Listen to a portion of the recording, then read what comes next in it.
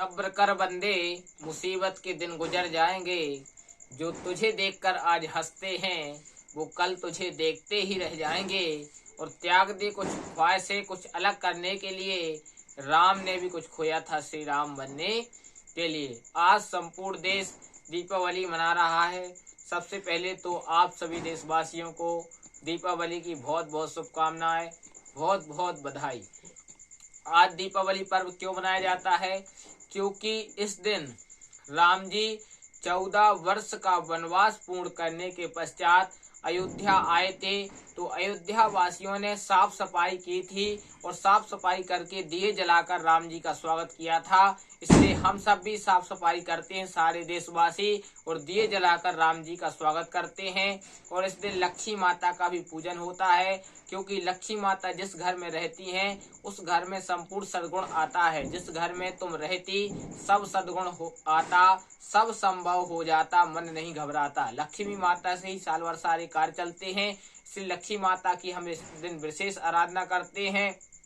इस दिन भगवान श्री कृष्ण ने नरकासुर का भी वध करके द्वारिका लौटे थे, और द्वारिका लौटने पर द्वारिका वासियों ने भी दीप जलाकर श्री कृष्ण भगवान का स्वागत किया था। इसलिए भी हम दीपावली पर मनाते हैं।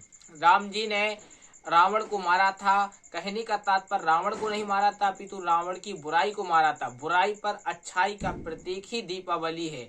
और राम जी से हमें बहुत कुछ सीखने के लिए मिलता है।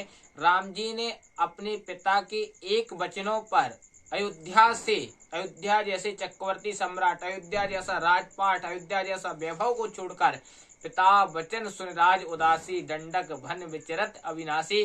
पिता की बात सुनकर पिता ने कहा कि वनवास जाना है। तुरंत कौआ का दूध बुलाया और बालों में लगा लिया, वल्कल वस्त्र पहन लिए। माँ कौशल्या ने कहा, यह क्या कर रहे हो राम? राम ने कहा कि यह पिता की आज्ञा है। रघुकुल रीत सदा चली आई, प्राण जाई पर वचन न जाई। माँ रोने लगी तो माँ से कहा, रो मत, पिता दीन मुहि कानन राजू। पिता ने तो मुझे वन का राजा बनाया है। और राम जी प्रसन्न होकर वन चले गए। इसलिए कहने का तात्पर्य यही है कि राम जी ने हमें सिखाया है, माता पिता और गुरु और शास्त्र ब्राह्मण अगर अच्छी बात सिखाते हैं तो हमें उनके बात को तत्क्षण मान लेना चाहिए, तुरंत स्वीकार कर लेना चाहिए, क्योंकि हमें यह अच्छाई की राह दिखाते हैं। बुराई पर अच्छाई का प्रतीक दीपावली उत्सव है।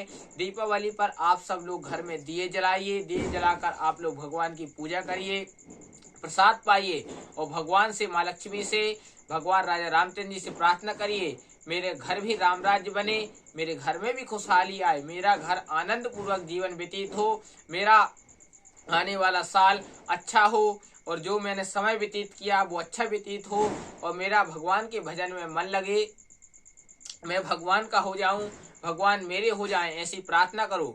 भगवान के बनो, क्योंकि भगवान से बड़ा कोई नहीं है। सुखी मीन जहाँ नीर अगाधा, जिमी हरि शरण एकहु बाधा। इसी शुभकामनाओं के साथ मैं गोकर्ण परम पूज्य महाराज आपसे विदा लेता हूँ। सप्ताह में 7 बार हैं। 8वां बार है आपका परिवार, 8वां बार आपका ठीक रहेगा तो 7वां बार आपके सुखद रहेंगे। जिसने कहा कल समय गया टल, जिसने कहा परसों बीत गए वर्षों, जिसने कहा आज उसने किया राज।